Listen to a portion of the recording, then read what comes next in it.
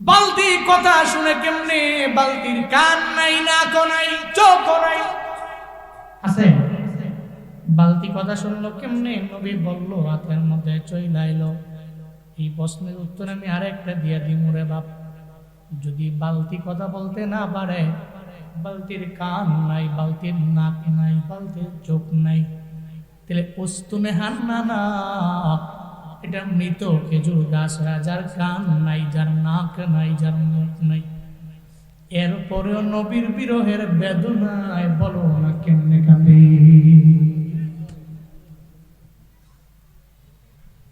কেমনে কাঁদে। উস্তুনে হান্নানা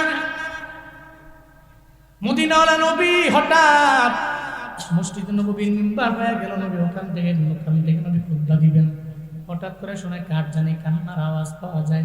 নবী কই, সাহাবীরা তোমরা কেউ কান্দুনি? কয় না, আপনারা দেখলে তো আমরা কাঁদতে পারি না, কান্না করতে পারি না। আপনারা দেখলে কান্নাওয়ালা চেহারাটাও হাসি দিয়া ভরপুর হয়ে যায়।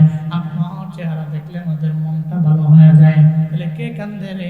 নবী খুদ বটে নাই তাকায় দেখে ওই মৃত খেজুর গাছ উস্তুনে হান্নানাটা চোখের পানি ফালে ফালে অজর ধারায় কান্দে, গুনগুনায় কান্দে।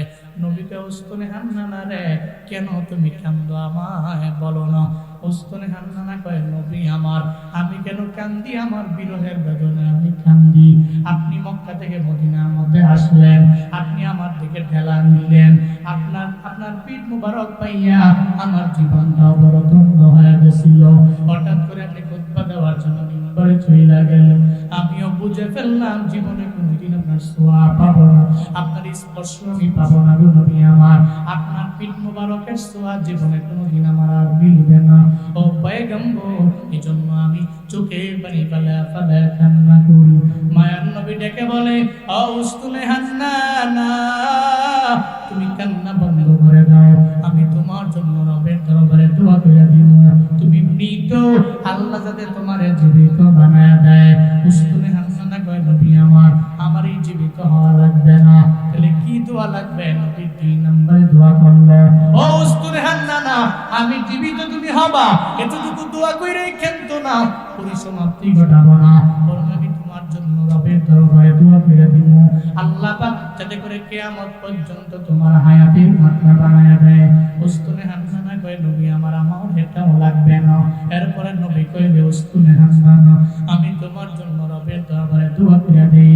অন্যান্য খেজুর গাছে নির্দিষ্ট সময়ে খেজুর ধরে, তোমার জন্য দোয়া করে দিলাম। তোমার দেহের মধ্যে আল্লাহ টানা 12 মাস খেজুর দিয়ে দিবে, কোনো মাসের মধ্যে কমতি হবে না। উস্তুনে হান্নানা কয়, ও পয়গম্বর আমার তাও লাগবে না। 3টা দোয়া করলেন, 3টা দোয়া আমার লাগবে না। 4 নম্বরে নবী দোয়া করলেন, আয় উস্তুনে হান্নানা, তাহলে এই দোয়াটা গ্রহণ করে নাও, আমি তোমার জন্য রবের দরবারে দোয়া করে দিব। সারা দুনিয়ার মানুষেরা তোমার গাছ থেকে খেজুর নিয়ে যদি ভক্ষণ করে খায়, তাইলে সব গাছের খেজুর শেষ হয়ে গেল, তোমার গাছের খেজুর শেষ হবে না, শুধু ধরতেই থাকবে, ধরতেই থাকবে, ধরতেই থাকবে। আল্লাহ বরকত দিয়া ভরপুর বানায় দিবে। উস্তুনে হান্নানা বলে, নবী আমার এই 4টা দোয়ার একটা দোয়াও লাগবে না। ও পয়গম্বর আমার, এই 4টা দোয়া দিয়ে আমার দুনিয়াতে কি লাভ হবে? আপনি তো দুনিয়ার মধ্যে থাকবেন না, একদিন আপনি বিদায় নিয়ে চইলা যাবেন। আপনি যে এলাকায় থাকবেন না, আপনি যে দুনিয়ার মধ্যে থাকবেন না, ওই দুনিয়াতে আমার থাইকা লাভ নাই।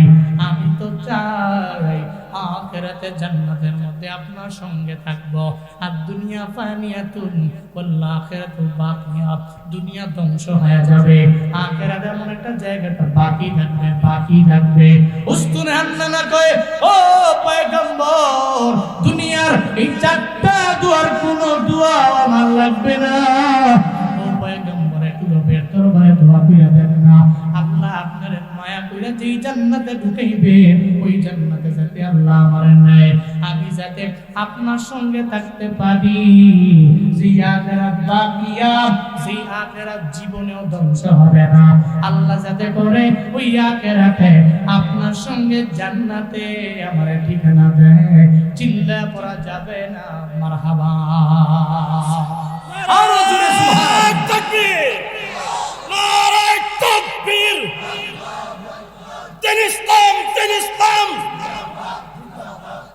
ফিলিস্তিন ফিলিস্তিন ইসরায়েল নিপাত,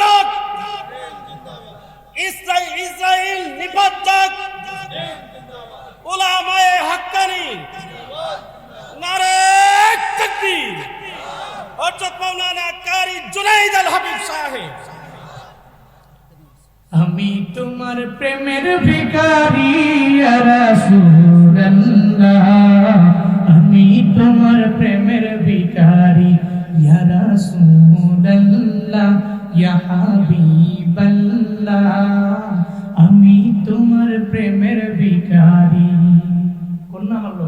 আমি তোমার প্রেমের ভিখারি ইয়া রাসূলুল্লাহ, আমি তোমার প্রেমের ভিখারি ইয়া রাসূলুল্লাহ, ইয়া হাবিবাল্লাহ, আমি তোমার প্রেমের ভিখারি। তোমার প্রেমের গো রাসূল নাই যে তুলনা, নাই যে তুলনা গো রাসূল, নাই যে তুলনা। তোমার প্রেমের গো রাসূল নাই যে তুলনা, নাই যে তুলনা গো রাসূল, নাই যে তুলনা। তোমার প্রেমে জিন্দা হইল উস্তুনে হান্নানা ইয়া রাসূলুল্লাহ, তোমার প্রেমে জিন্দা হইল উস্তুনে হান্নানা ইয়া রাসূলুল্লাহ, আমি তোমার প্রেমের ভিখারি ইয়া রাসূলুল্লাহ, ইয়া হাবিবাল্লাহ, আমি তোমার প্রেমের ভিখারি, আমি তোমার প্রেমের ভিখারি ইয়া রাসূলুল্লাহ, আমি তোমার প্রেমের ভিখারি ইয়া রাসূলুল্লাহ, ইয়া হাবিবাল্লাহ, আমি তোমার প্রেমের ভিখারি ইয়া রাসূলুল্লাহ, ইয়া হাবিবাল্লাহ, আমি তোমার প্রেমের ভিখারি।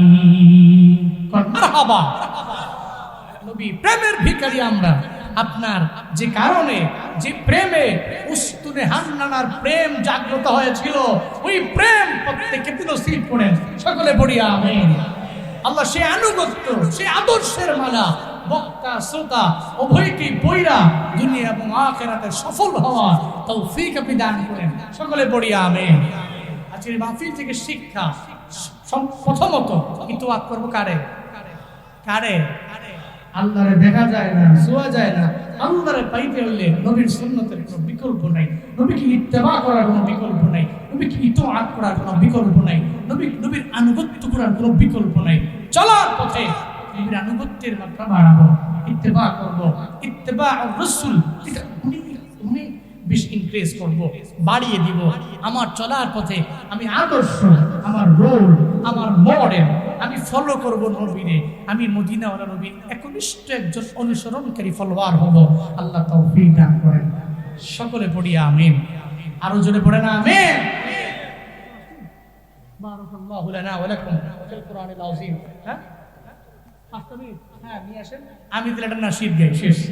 হ্যাঁ শেষ করে আমাদের সময় ছিল 45 পর্যন্ত, আমি গেছি 55। তো আমার তো টাইমের দিকে লক্ষ্য রাখতে হবে। আর বাংলাদেশের উল্লেখযোগ্য মশহুর উলামায়ে কেরামরা এখানে আছেন। হ্যাঁ ওনারা কথা বলবেন, শুনেন। আমি দেখছি বড় বড় বক্তাদেরকে দাওয়াত দিলে যদি একসাথে সঙ্গে থাকে, এই শিডিউল মেনটেন করতে যায় কষ্ট হয়ে যায়। কারণ মনে রাখবেন, এটা আমারা ছাড়া এরা সবাই যারা আছে প্রত্যেক মাহফিলে প্রধান বক্তা, সবাই দামি এবং লাস্ট টাইমে সুন্দর দিক নির্দেশনামূলক বাণী সবাই শোনায়। তবে সময়টা দিব কেমনে পেস লেগে যায়। আমি জানি গত 3-4 দিন আগে তো আমাদের প্রোগ্রাম ছিল হবিগঞ্জে। হ্যাঁ হবিগঞ্জে প্রোগ্রাম ছিল, ওখানে প্রায় 6 জন বক্তা। ওই 6 জন বক্তাই বাংলাদেশের সমস্ত প্রসিদ্ধ বক্তা সব একসাথে জমা হয়েছে। এখন কারে কোন সময় কোন টাইমে দিব, পরে শেষ করতে করতে 1:30 বেজে গেছে। তো এই গরমকালে এই 1:30 তো বহু, এর মানে 2:30, 3:30, 4:30 গেলে এই ফজর, ঠিক নেই? হ্যাঁ এখন আপনি খালি বয়ান হই না, বক্তারা বয়ান কইরা যে বোগা, বক্তার তো পেরা নাই, চিন্তাও নাই। উনি বাসা যেতে যেতে উনি বাসায় গিয়া ফজর ফুইরা ফুরে ঘুমাইব, আপনার বাড়ি তো 1 কিলো পরে, আপনার বাড়ি 200 মিটার পরে, আপনি গিয়ে যদি সিটে ফুরে একটা ঘুম দেন, এরপরে ফজর পড়বো কেডা?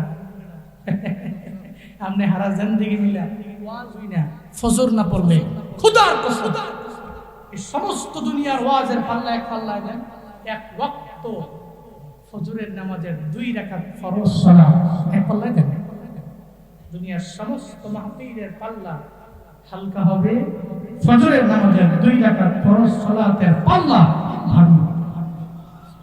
এজন্য নিয়ত করেন আপনারা বয়ান শুনবেন, ফজরও পড়বেন। রাজি আছেন তো ইনশাআল্লাহ? আপনারা এই বয়ান শুনে গিয়া ফজর পড়লে লাভ আনবো, কথা কয় না? হ্যাঁ, আপনাদের ফজর পড়লে লাভ আনবো, কারণ এই ফজর আপনারা জান্নাত পর্যন্ত নিয়ে যাবে। আল্লাহ তৌফিক দান করেন, সকলে পড়ি আমিন। না শীত পড়বেন না, অমদিনার মাটিরে আমি গাইও না, আমি পারিও না, এটা তাসসিবের জন্য বাজেট, হ্যাঁ বাজেট হ্যাঁ পূরণ করবো, অন্যরা কোন আমারে গাইবো কোনটা এটাই বুঝতেছি আমি। আর গজল নিয়ে আমি গাই